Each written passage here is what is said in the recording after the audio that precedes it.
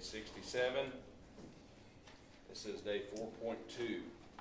We're actually at this stage a little bit ahead, but not too bad of where we need to be. So I'm going to be talking about some other things also in this, but anyhow, let's look here at Genesis chapter 33, Jacob's return. Jacob's returning. He's had the meet and greet with God. He's had seen the angels. He recognizes there's two camps. He started emulating that pattern. He started doing the things. Now he's had another encounter with an angel of the Lord. He's wrestled. Now he's out of joint. But he's still stressed about what's going to happen. He's hobbling now. And he has a physical impairment. And he is coming to meet his brother. Chapter 33, verse 1. And Jacob lifted up his eyes. I'm going to tell you, that's always a good thing to do. Get your eyes off what's down and look up. Lifted up his eyes and looked, and behold, Esau came, and 400 men with him. I'm not quite sure how he counted that many from afar off. But he looked up, and it had to seem like, oh, this looks like an invading army. You will often look at the situation and you're going, oh, they're going to try to kill me. And you have all this. And here is Esau with 400 men. And everything looks like his worst fear is about to come to pass. But God, I've interceded. God, I prayed. I asked you. I did this. Okay, God. I mean, didn't we come into an agreement last night when we wrestled? Didn't you make me promises last night? You can have a God encounter and you will still have a challenge to your faith. You got to get that. You're going to have to write it down. You're going to have a God encounter. And you'll be in church service and God has spoken to you and you're going to go, oh yes, I have the answer. Praise God. You're worshiping. The glory of God is so powerful. And you're going to go out the very same day or the next day, whatever the case is going to be. And you're going to step out there and you're going to go, oh my goodness, this looks bad. And what we have unintentionally done, we think, well, when I meet up with God, God's glory's there. Woo, we're staying in the glory and everything's going to be good and he's straightening everything out and he will, but it still doesn't necessarily look like it's going to be. That's right. And here's Jacob returning and he's had that time with God. And now he lifted up his eyes and looked, and behold, Esau came, 400 men with him, and he divided the children to Leah and to Rachel and the two handmaids. And you take care of your own kids. Get out there. Let's spread out because we may need to run. And he had explained to them, if he starts attacking one, the rest of you run.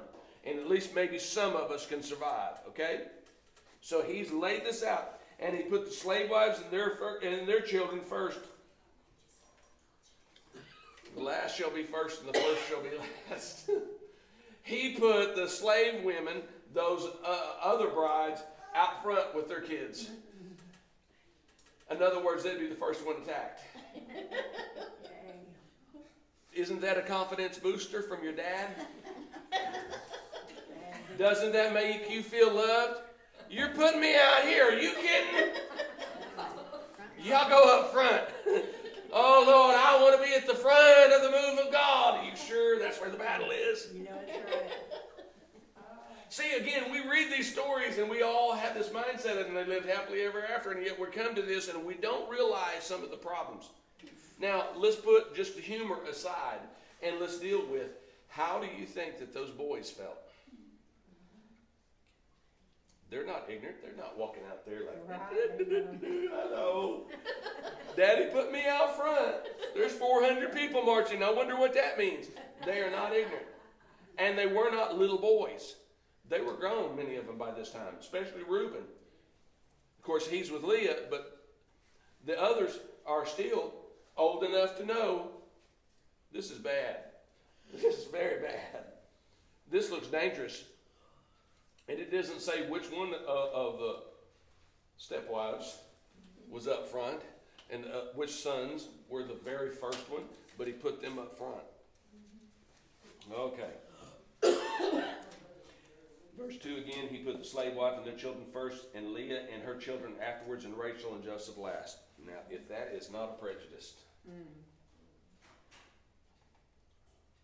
Now, We can judge him all we want. Joseph was still a young boy. And you remember when we read later, Joseph was his favorite. You can feel jilted. You can feel disrespected. You can do all these things. And we're not saying that Joseph did everything right. You, as a mom or a dad, are not going to do everything right. You can think that you're doing all this kind of stuff.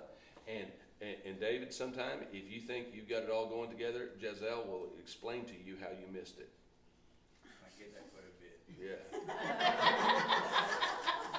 Secret side note, so do I. We won't tell anybody.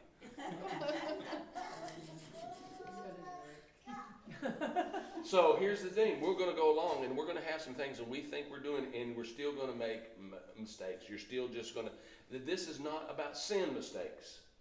Yeah. This is about just going and functioning in life. And my mother used to say this because I had a good mom. She loved us. She took care of us.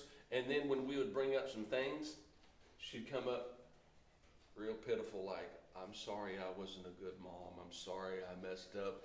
And so then, you know, we may mouth off something other than we feel like heels. No, Mom, you were good. I'm sorry I didn't do good enough. And she really knows how to milk it. Oh, Lord.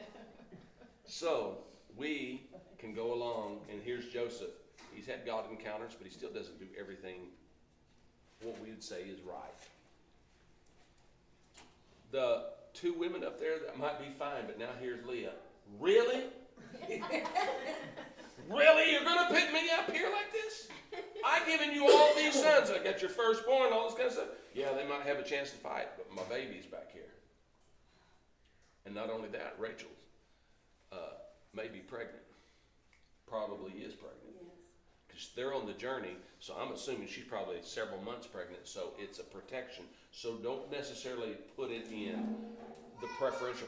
She's got Rachel that won't have the ability to run, let's face it. Yeah. And here's baby Joseph, the baby. He's little, he's the youngest of the bunch. You gotta sort of, I understand, Yeah.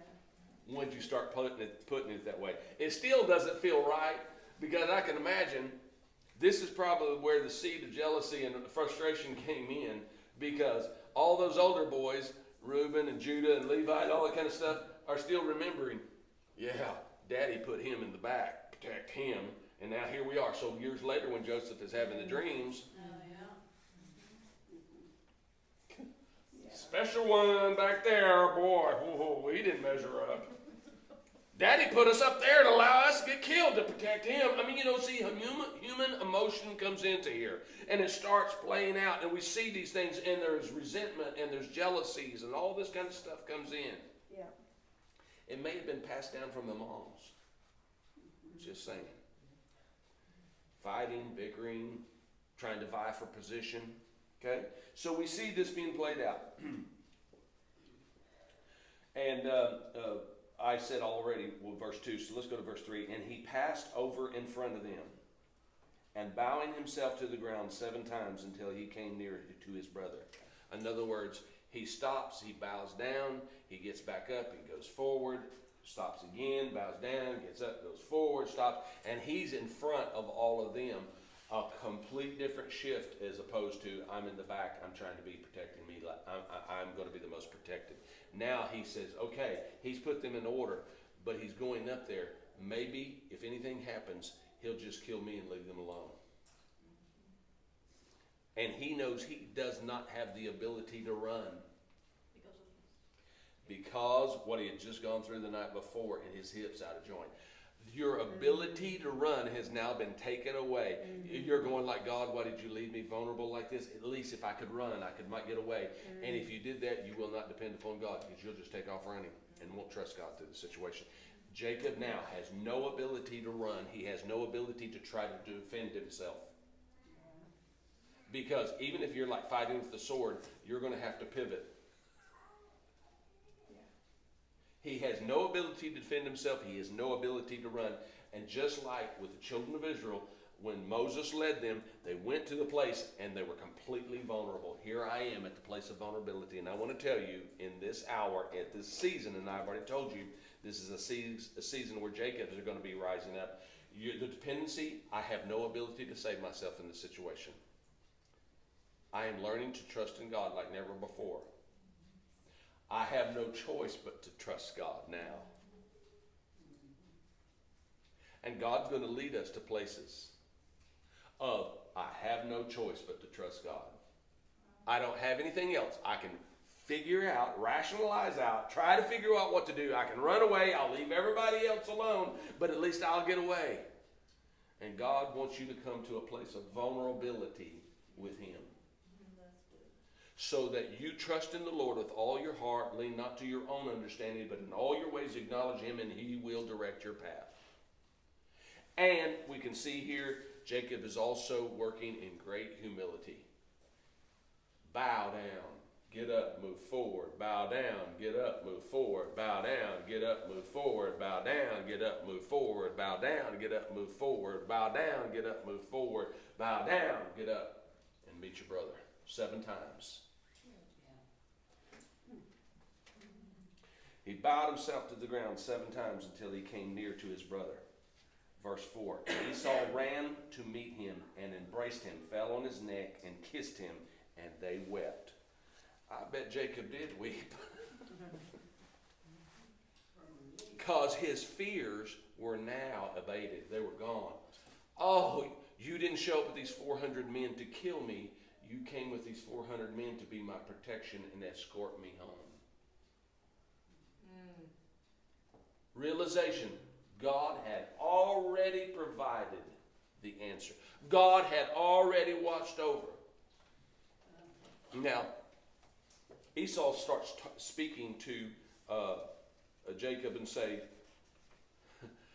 let me go with you. And he says, no, I can't do that. Jacob says, I can't do that. And I'll get that in a second. Let's go on here to this next deal. This is not a story of time heals all wounds. That's not what it is, as many has been taught. This is a story of Jacob getting a new identity. He is now humble before the Lord and others. He is preferring his family over himself. And now Jacob, Israel, is becoming what Jehovah had spoken over him. His humility, his preferring other, is a characteristic that's of God.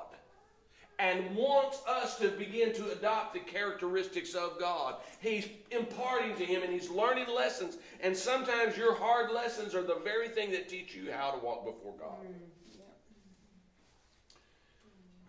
Genesis chapter 32. I know that's going backwards just briefly. And he said, your name shall no longer be Jacob, but Israel, for like a prince you have power with God and with men and have prevailed. This is where it's coming back in. This is God establishing Jacob and helping him to become what God had spoken over him. Now going to chapter 33 again, verse 13. And he said to him, my Lord knows that the boys are tender. This is Jacob speaking to Esau. Because Esau says, come on, ride with me. And he says, no, I can't do that. You know that the boys are tender. They're young in age. And the flocks and herds are with me, are suckling. In other words, this is a birthing season. There's some lambs that are already been born, and the mother's nursing. There's some ewes that have not birthed their lambs yet. And it's a delicate time, and you cannot push them too fast. You're not going to be able to ride with horses. You're not going to be able to keep up with the men that's going to march and do all their stuff. That he knows, oh no, that's how those things work. I've got to operate differently because my thoughts and my hearts are now tending to stewarding well what God has put in my hands. Yes. This is really important for us as we grow and mature because this is a great story for all of us to take, to sit there and look at. Now, what has God placed in my hand? Honor, guard, protect, pray over. These are important things. Okay? So again, Jacob saying to Esau, and he calls him my Lord. Now, not in the wrong sense. He's saying it as a term of respect. It really wasn't my Lord like what we think. It was saying, now listen, my loving brother, my elder brother, a term of endearment and respect. Okay, so that's what he's doing. My Lord knows that the boys are tender. They're too young. They're not men. They can't ride with those men, those 400 you got. They can't stand up to that. See, it's a very humble way of saying, my sons are not here to try to defend. My sons are not what your guys. You're tough. He may be playing to his ego just a little bit. I don't know that. It could be. Your guys are tough. Mine, I just have boys. They're young. We don't want to do that. And we can't go there. And again, the flock and herds that are with me are suckling, they're birthing, and they're attending to. And if the men should overdrive them one day, all the flock will die. If you overdrive, driving too hard, too fast, you're going to have ewes. Y'all know that's female sheep. The ewes will cause the babies, the lambs will be stillborn. They'll die in the womb if you drive the sheep too fast. It won't just cause them to birth early. It'll cause them to lose their sheep, their lambs. So he says, that's not good. That's not good stewardship. I've got to watch, okay? And they'll all die. The flock will die. This is showing in the heart of a pastor caring for his flocks. This is good training. And I want to tell you, myself, I have prayed and studied over this and asked for God to give me the heart of a good pastor that looks, what do these sheep need? What does the flock need? What do we need to do? And so I studied this a lot as I was pastoring. As I got my flock of alpacas, I prayed into, God, how do I need to translate this information so I can understand how to take care of my flock in the church? But whether you're a pastor or not, when we're going along and God has put people in your path and you're pouring into them, and it may be just one-on-one mentorship at some time. You're pouring into them, understanding what their needs are. It's not giving in to them all the time. Now, again, I love to use natural order examples. And I believe Nikki is a good mom. But sometimes she's going to get strict and give guidelines to Ethan and say no. And sometimes she gives strict guidelines to Jonathan. But I'm just having fun. But as we go along, we have to know what's needed here, what's needed there. And sometimes, we see the kids, they're wanting to play. They're not feeling well. Or here's a very common one. Oh, I can see who's tired. And you can do all you want to try to get them to discipline and to straighten up. And they might, but eventually they're just going to fall on the floor because they're so exhausted. This is the heart of a pastor. This is the heart of a parent. This is the heart of people that love God and are tending to others, because we need to understand, and you'll start seeing some of this played out in a little bit later in the story. We have to learn to take care of the younger ones. When we're reaching people for Jesus, we've got to be tender towards them. We have to have a heart, remembering ourselves lest we also be tempted. Remembering how it was when we were tempted and we were the ones that were out there. We have to have compassion. They may be different than us. They may have different thoughts. But we're going to say, just straighten up. Yeah. How's that work? Were you able to just straighten up?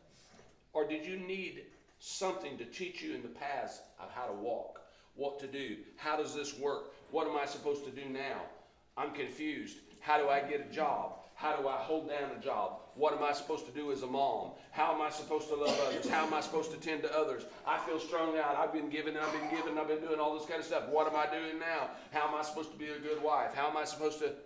And you can be overwhelmed with things.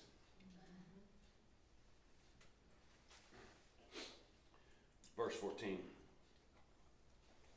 Please let my Lord, this is again Jacob speaking to Esau, or Israel, let my Lord pass over before his servants. You go on ahead, and I will lead softly, according to the flocks that go before me, and the boys are able to endure until I come to my Lord in Seir. What is that? Mount Seir. That's where Esau lived. He knew where his house was. Until I get to the place where you are. You just go ahead. I'll see you later, but I'm going to move slowly. I'm not going to overwork the flock. I'm not going to overwork the kids. I'm not going to overwork the people. Now, I will tell you a story on me again. One of my issues that I have had is because I was trained to work very hard and I'm not ashamed of that. And I forgot about the boys. What do I mean by that? Oh, it's good about going out and reaching the flock. Let's go, let's go, let's go. Because this is the ones that are reaching the lost. Going out and doing these other things with the baby Christians. We can do that. But the ones that were working alongside of me are getting frazzled and worn out. Because, Dr. Carroll, they can't handle the pace. Yeah, it's true. Yeah. And here's Jacob. He's got a sore hip. And he's doing all this kind of stuff. But he can still probably outdo all the others. And that's the way I felt. And I'm going on. And I'm going like, come on, follow me, boys. Let's get going. Ha, ha, ha. And all this kind of stuff. And they're going like, when's break? When are we eating? When are we getting off today? How long are we going to do this? We did this yesterday.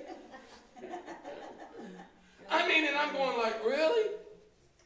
And I have to remember, and Pastor Johnny told me one time, and he was a good friend.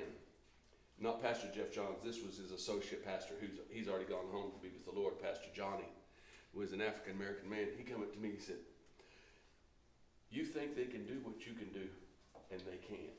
Yeah. And you're going to have to get over it, because you're going to have to think about them more, and you're not going to be able to drive them this way. And I went, oh. And you know what? My wife came in and told me, see, I told you. I've been telling you this all along. You hadn't listened to me. Now you're going to listen to Pastor Prophet Johnny. Yeah? Okay. So here, you're going to lead softly according to the flocks that go before me, and the boys, and are able. The boys are able to endure until I come to my Lord to Mount Seir. And Esau said, let me now leave you some of the people that are with me. And he said, why this? He said, let me find grace in the sight of my Lord. And Esau returned that day unto the way of Mount Seir. Let me reword it. Esau said, let me leave some men here to help you. I brought 400 men. They're going to help you. Don't you worry about it. They'll stay right here, and they'll stay beside you, and they'll follow your instructions. These men I know, they'll be with you. And Jacob is going, why do you want to do that for? Why do you want to do that for? He said, so they can help you.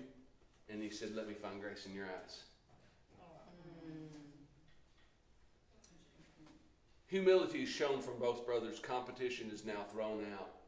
It's no longer what it once was. There was no longer hatred. There's no longer bitterness. Esau, truthfully, he's blessed. He's got all this stuff. He's got flocks and herds. And see, before, he was all concerned about, I won't have anything. My father's going to leave everything to Jacob. And that's not what happened. So he's blessed. He says, I'm over it. That was years ago. It was 20 years ago. I'm just glad to see my brother again. Wow. Now, one other little point I'm going to bring in here, and it, to me, is it's amazing.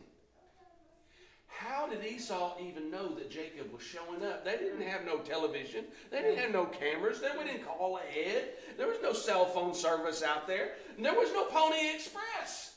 Yeah, right. It's a pattern. How in the world did he find out? I mean, you want to talk about gossip. People were telling the stories. There's a guy coming. There's a guy coming. There's a guy coming. And he figured out who it was. Possibly, now this is just me, possibly he may have not known really who it was. There could have been some word, but he could have come up saying, I'm taking 400 men to defend my territory that God's given me, Esau. And he could have shown up there, and then he saw who it was, and he said, oh, I recognize my brother. Yeah. It could have been. But I wonder, how in the world did Esau even know that he was coming? Right. When they don't have all the modern technology and stuff we have today. I know that they did put up smoke signals over there. Yeah. Well, didn't he leave the altar that he built? Remember, he made a camp and he left the altar? Yeah. It was that, could that have been like a trail, like somebody ran into and was like, oh, that comes Well, from... he had left that days before. He had already passed that point. Oh, okay. So you have to understand geography and where they were and what they were doing. Yep. Esau was way south from that. Okay. I mean, way, way miles south. And here, Bethel is way north. And Jacob's already passed all that. He's coming back down to where his dad, because his dad was still left in what we would know as Hebron. Right. And Seir is a ways from that to the east. And so here's Jacob coming, and I'm talking about, it was probably several days' journey. Yeah. Okay. So he's already passed all this stuff up. How in the world did he show up and come there? That still amazes me. Now there may be another reason, and the Bible just didn't describe it. But when I read stuff, I go like, how did that happen? Word from God. Yeah. I don't think the word came from God for Esau, because he never says that Esau ever heard from God. So, I mean, I understand what you're saying, but it doesn't really say that. So we don't know what the deal is, but for whatever reason, see, Esau actually ended up moving further and further away from God, and later on, his descendants began to be known as Edom and the Edomites, and they were actually a problem to Israel, just like Moab. I didn't really deal with this too much, but we have some tribes that were in there. We dealt with Midian, and we talked about how he was a problem, and we dealt with Gideon, we dealt with several different tribes. But you have Lot, and he had 2 daughters that he got pregnant. I know, pretty sick. Moab, remember I told you that the word Ab, A-B, means father in Hebrew? A literal translation of his name is, my daddy's my grandpa. Yeah. Oh, wow. Wow. Yeah. Now, do you think they actually named him, my daddy's my grandpa? No, but that's how everybody else pointed over and said, hey, there's daddy's grandpa. Wow. Okay? Moab and Ammon. We really don't have anything that recognizes Moab today, but we do. The other brother was named Ammon, or what we call it here in America, Ammon. It's what we call Ammon, as in the capital of Jordan, Ammon, Jordan. Those are the descendants of Moab and Ammon. Yeah. And they became a people, and that's what we have the country of Jordan today, which is directly east of Israel. So we have a lot of different people. Esau became Edom, and they all got in a league with Ishmael. And they all fought against Israel. And Edom, there's all kinds of things that, I mean, I could go through the book of Judges and stuff like that and talk about the Edomites. And these are all the descendants of Israel. So when you're going through and you're reading the Bible, and you ever read Esau or Edom or something like that, which means red hairy. He had red hair, and he was a very hairy man. The Bible even describes when Isaac was putting his hands on the back of his neck, he was hairy. His arms were hairy. So he was red hairy. Yeah. That's the description, isn't it? Yeah. Yeah. He was known as a man's man. He was a hunter. He was a gatherer. He was all these kinds of stuff. He was sort of a wild man. Ishmael was a wild man. These were macho. Okay? These guys were out there, and they gathered league together, and they started coming against Israel. But that's a later story. Okay? Let's see where we are. Let's continue reading right here. So, I read to the fact that the heart of the pastor. So, we're going to go down to 33:14. Please let my Lord pass over before the servant, and I will lead softly according to the flocks that go before me, and the boys are able to endure until I come to Seir, which is actually a mountain where Esau was living. And Esau said, let me now leave with you some of the people that are with me. Skip down to verse 17. Jacob journeyed to Succoth and built himself a house and made booths for his cattle. Therefore the name of the place is Succoth. Succoth is an important factor because it is a word that is used later on with the children of Israel in Exodus. There is a national feast, an annual feast. It's called an appointed time of God, a moed of Yahweh, and they build booths, Sukkot. And it's the day that they celebrate. But here, this is a temporary booth. And again, I'm talking to you about patterns, repeat things in Scripture. Why is it repeated? Why is this? Why is it saying that he went to this place? I mean, it doesn't just mention the name of this place for no reason. It has a purpose because it's showing a pattern and a repeat. It's showing that there is a temporary booth. This is not a permanent. This is a temporary booth. And when we get into the children of Israel coming out of Egypt, they built these temporary booths. And even today on Sukkot, they build temporary booths. Now that's typically in September or October time, and at my church we celebrate Sukkot. It's a feast. It's a festival, yes. And I have a little deal that I built, and a temporary thing, and they walk through it. We are just under the trees because there's too many people, and I don't do it inside. And so the whole point was the children of Israel, even today, you will see, this is where we get the term enclosed patio. They're the ones that invented the concept because they build a little attachment to their house, and they go out there and they eat their meals there, and they stay there a lot, and they fellowship in this little booth. And when they're like in town in an apartment type building, they would go onto the little patio. They would jut out a little section, and it would be wood. It would look different than all the rest of the building, and it's supposed to be a bit more rustic. And this is why you will see throughout Europe, you can walk and you will see these little places that have jutted out, and they're enclosed, and they may only be this wide. And then they'll be long. And so people would go in there, and this is where they have their meals. They all got this, all from the Jews practicing this. So when you see these places, we typically talk about little Juliet balconies. And that means a little balcony that it's not really big enough to do very much on. They expanded that concept, and they went and you see so many buildings with these little jut outs, and it's always usually brown wood. It's just how they do it. So when you're going to there, and I've walked through many places in Europe, Germany, and other places, and you see in Spain, and you see this wood sticking out from, it looks like an extension, a little patio type thing that's been enclosed from up on the second floor and everything. This is all reminiscent of the Sukkot and celebrating God's provision and safety.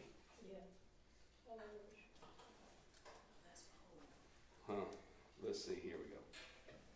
And Jacob journeyed to Succoth and built himself a house and made booths for his cattle. This is temporary nomad's land. This is nomad's type living. He is not building a permanent structure. And what does that really mean? Or what does it relate to? We are in a temporary house. Yeah. This body is temporary. It is not long term. So there's prophetic meaning and understanding of when Jacob went here. He's not saying this is my permanent home. Jacob is saying this is a temporary place, and we are going to be sojourners, which is what the Lord had told Abraham in the beginning. And we see in the New Testament that Abraham, all of them, they look for a city whose builder and maker was God, not made with hands. So it's all a reference to this. It's not building the Sukkot. This is, that's only a temporary thing, but we're looking for what God is building that is permanent. So it's a prophetic insight in helping us to understand when we're studying Scripture about what is the temporary, why is the Sukkot, why do we do this, okay? Page 68 at the top of the page, chapter 33, verse 18, and Jacob came in peace to the city of Shechem, which is in the land of Canaan, when he came from Padan Aram, and he pitched his tent in front of the city, and he brought a piece of field where he spread his tent. He bought a piece of field, so now he's starting to have inheritance. He's buying, just like Abraham did when he bought the place for burial. So he has bought now a piece in a field, and he's put his tent there at the hands of the sons of Hamor, Shechem's father, for 100 pieces of silver. So he bought some land around this city. And he said, we're going to come in here. Verse 20, and he erected there an altar and called it El, the God of Israel. Succoth, the booths, a symbol of temporary housing. We see the same word and symbolism shown when the children of Israel came out of Egypt. I've already dealt with a lot of this. The Lord tells them to build booths every year to remember how Jehovah brought them out of the land of slavery into the Lord's abundant provision. Before I get into that, we're going to go ahead and take a break. And so you